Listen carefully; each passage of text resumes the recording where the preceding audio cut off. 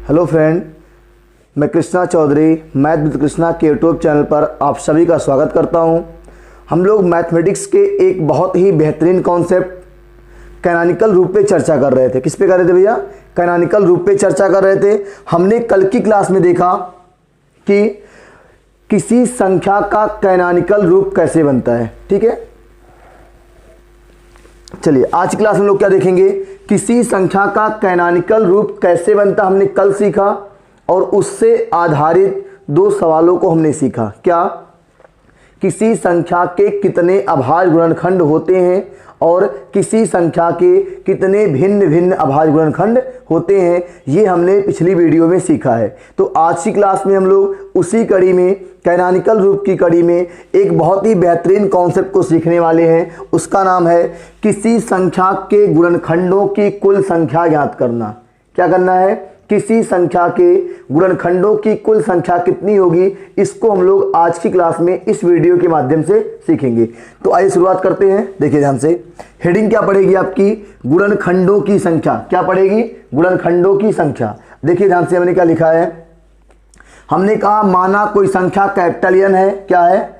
माना कोई संख्या कैपिटल एन है, कोई संख्या है जो एन है, जिसका कैनोनिकल रूप क्या है? n बराबर a की पावर x इंटू बी की पावर y इंटू सी की पावर z। ये कैनोनिकल रूप हमने कल आपको बनाना सिखाया बहुत बेहतरीन तरीके से। ठीक है, चलिए तो क्या कह रहा है कि अगर यहां पे आपको इस संख्या n के कुल गुणनखंडों की संख्या बताना हो तो आप कैसे निकालोगे? बहुत ही बेहतरीन सवाल। देखिए ध्यान से, क्या करना है आपको, देखो यहां पे पावर x है, हमने इस पावर में +1 कर लिया, फिर गुणा किया, दूसरे का पावर y है, इस पावर में +1 किया, फिर गुणा किया, तीसरे का पावर z है, z+1। मतलब जो कैनोनिकल रूप में आपका पावर बनेगा, घात बनेगा, सभी के घातों में एक जोड़ते हुए और आपस में क्या कर लेंगे? गुणा कर लेंगे, और जो गुणनफल आएगा वही आपका किसी संख्या के गुणनखंडों की कुल संख्या को बताएगा। क्लियर है? तो पहले आप इस पूरे फार्मूले को नोट करिए। फार्मूला क्या है? n के कुल गुणनखंडों की संख्या। n का मतलब किसी संख्या की बात करेगा, किसी संख्या के कुल गुणनखंडों की संख्या कैसे निकलेगी? पहला काम, संख्या को कैनोनिकल रूप में तोड़ना है। कैनोनिकल रूप में जो आपका घात बनेगा उस घात में एक जोड़ना है। यहाँ देखो x है तो एक जोड़ा, y है एक जोड़ लिया, z है एक जोड़ लिया, और जोड़ने के बाद सबको आपस में गुणा कर देना है। जो गुणनफल आ जाएगा वही आपका गुणनखंडों की कुल संख्या को इंडिकेट करेगा। नोट करिए, फिर चर्चा करते हैं आगे। नोट हो गया भैया? चलिए देखते हैं। एक सवाल हमने लिया है कि 144 के कुल कितने गुणनखंड होंगे। सवाल है 144 के कुल कितने गुणनखंड होंगे। तो हमने आपसे क्या बताया? पहला काम आपको संख्या का कैनोनिकल रूप बनाना है, और ये कहानी हम आपको कल समझा चुके हैं कि किसी संख्या का कैनोनिकल रूप कैसे बनता है। देख लीजिए ध्यान से एक बार फिर से। 3 से कटेगा 3 त्रिका 9, 1 से कटेगा आपका 3 एकम 3, 3 से कटेगा ना। यहाँ देखो कैनोनिकल रूप क्या बना इसका, देखो ध्यान से, ये बना 2 की पावर 1 2 3 4, 2 की पावर 4, और ये बन गया 3 की पावर 2, 3 की पावर 2। अब ये संख्या का कैनोनिकल रूप बना है, और आपसे पूछा क्या है? कुल कितने गुणनखंड होंगे, कुल कितने गुणनखंड होंगे। तो हमने क्या बताया था आपसे कि कुल गुणनखंड निकालने के लिए पावर में एक जोड़ते हैं, सबकी पावर में। देखो यहाँ पे कितना है? यहाँ पे आपका 4 है। देखो मैं लिख रहा हूं यहाँ पे कुल 144 के कुल गुणनखंड कैसे निकलेगा। हमने आपको सिखाया कि संख्या का कैनोनिकल रूप बनाना है, बन गया। अब जो पावर लगा है उसमें एक जोड़ना है, 4 + 1। अगला पावर क्या है? 2, इसमें भी आपको एक जोड़ना है और गुणा कर लेना है, 2 + 1। अब यहां हल करेंगे, 4 1 आएगा 5, यहां हल करेंगे 2 1 3, और गुणा करेंगे तो कितना आएगा? 5 3 15, और यही आपका राइट आंसर है।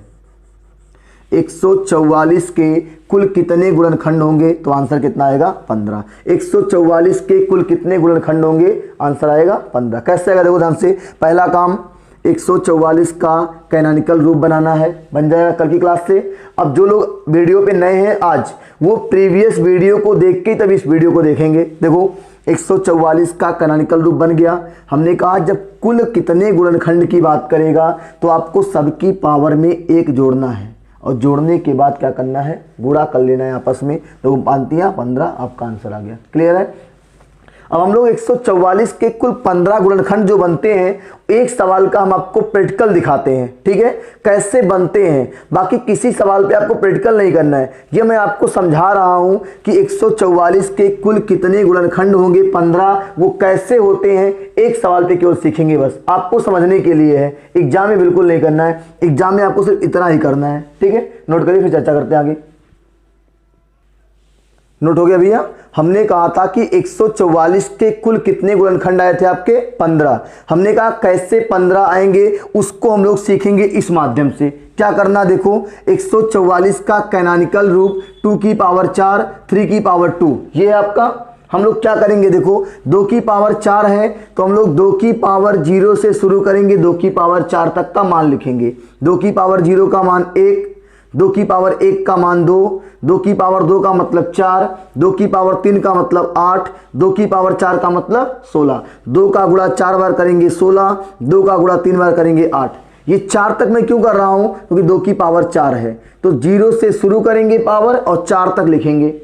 अगला देखो 3 की पावर 2 है ना, तो 3 की पावर 0 से शुरू करेंगे और 3 की पावर 2 तक लिखेंगे। 3 की पावर 0 का मान 1, किसी भी संख्या की पावर 0 होने पर उसका मान क्या होता है भैया, 1 होता है। ये कॉन्सेप्ट है, किसी भी संख्या की पावर 0 होने पर। तो इसकी पावर 0 मतलब 1, 3 की पावर 1 का मतलब 3, 3 की पावर 2 का मतलब 9। अब देखो ध्यान से कि 144 के 15 गुणनखंड कैसे बन रहे थे, ये बहुत आराम से सीखिएगा। देखो ध्यान से, पहला हम गुणा करेंगे इसका, 1 1 कम, मैं यहां देखो बगल में लिखता चल रहा हूं, देखो यहां पे 1 1 कम 1। अगला देखिएगा, इसका गुणा बनेगा इससे, 1 दूना 2, इसका गुणा बनेगा आपका इससे, 1 चौका 4, इसका गुणा बनेगा इससे, 1 अट्ठे 8, इसका गुणा फिर बनेगा आपका इससे, 1 16 16। 1 का गुणा सबसे हो गया ना। अब अगली बारी देखो ध्यान से, 3 की बारी है, 3 का गुणा होगा 1 से, 3 1 कम 3। अगला देखिएगा, 3 का गुणा होना है 2 से, 3 दूना 6। अगला देखिएगा, 3 का गुणा होना है 4 से, 3 चौक 12। अगला देखिएगा, 3 का गुणा होना है 8 से, 3 अट्ठे 24।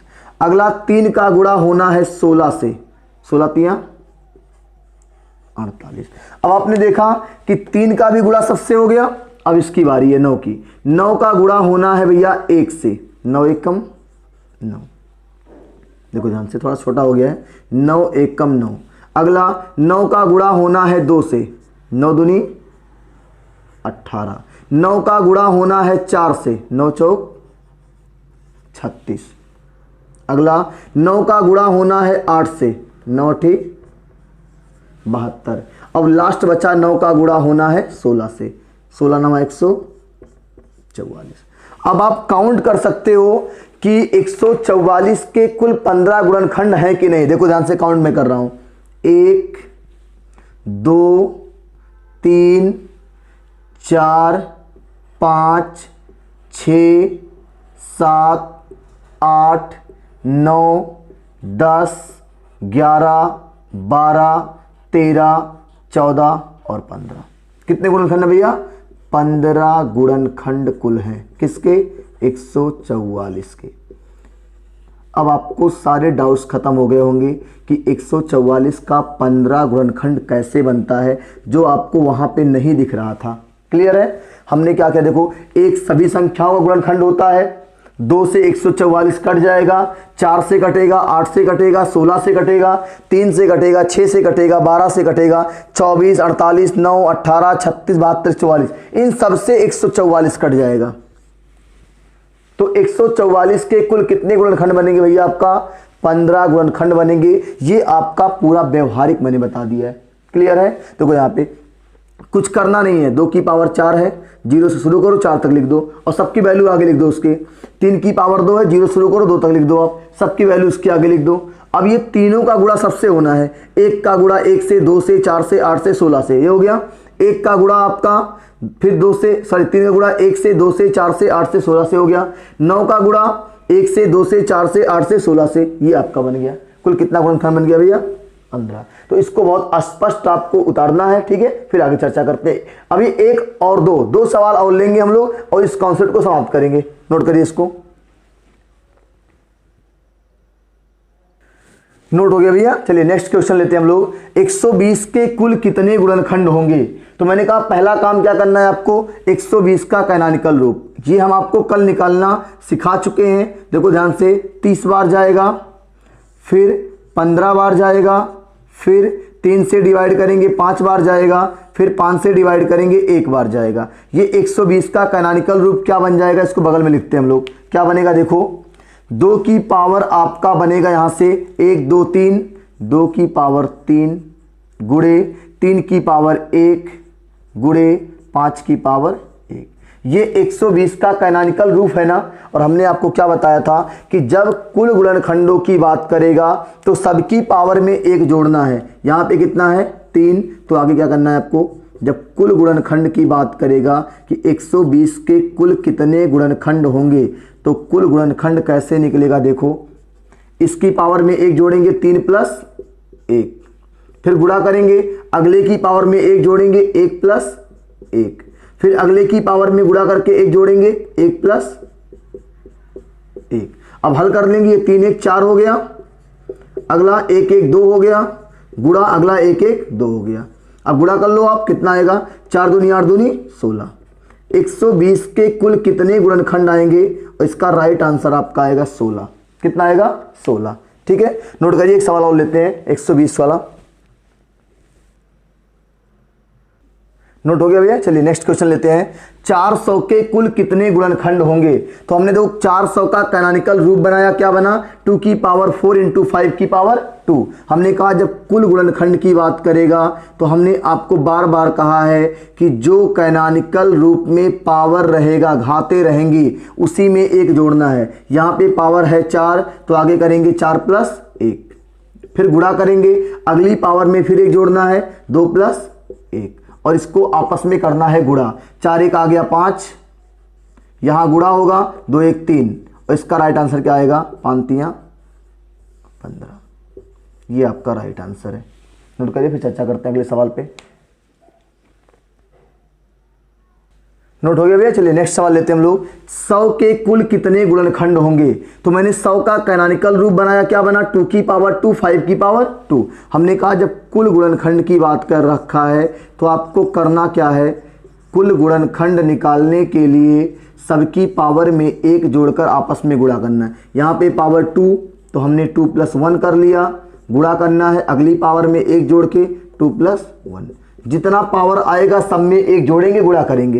देखो हल करेंगे, 2 1 3, यहाँ पे आपका आएगा 2 1 3 और 3 त्रिका 9। ये आपका राइट आंसर है 9, ठीक है। देखिए ध्यान से, तो हमने आज की क्लास में क्या सीखा भैया, किसी संख्या के कुल कितने गुणनखंड होते हैं। क्लियर है। अगली क्लास में हम लोग सीखेंगे किसी संख्या के कितने सम गुणनखंड होते हैं और कितने विषम गुणनखंड होते हैं, वो भी आपका इसी कड़ी से लिंक करके सोचेंगे, ठीक है। तो ध्यान से सुनिए हमारी बात को। अगर इस वीडियो को आप पहली बार देख रहे हैं तो पिछला वीडियो जरूर देखिएगा, इसके पहले वाला पार्ट 1 देखिएगा, ये पार्ट 2 है, कल पार्ट 3 रहेगा, ठीक है। अभी हम आपको 2 होमवर्क देके गए थे कल की क्लास में ना, उन दोनों पे चर्चा करते हैं, फिर आगे वीडियो समाप्त करते हैं। इसको नोट कर लीजिए।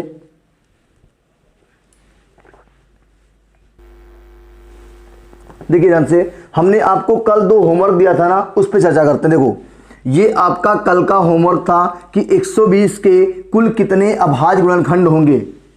जिन बच्चों ने लगाया कमेंट बॉक्स में उन्होंने उत्तर भी दिया, तो अपना उत्तर मिला लीजिएगा। देखिए ध्यान से, 120 के कुल कितने अभाज्य गुणनखंड होंगे।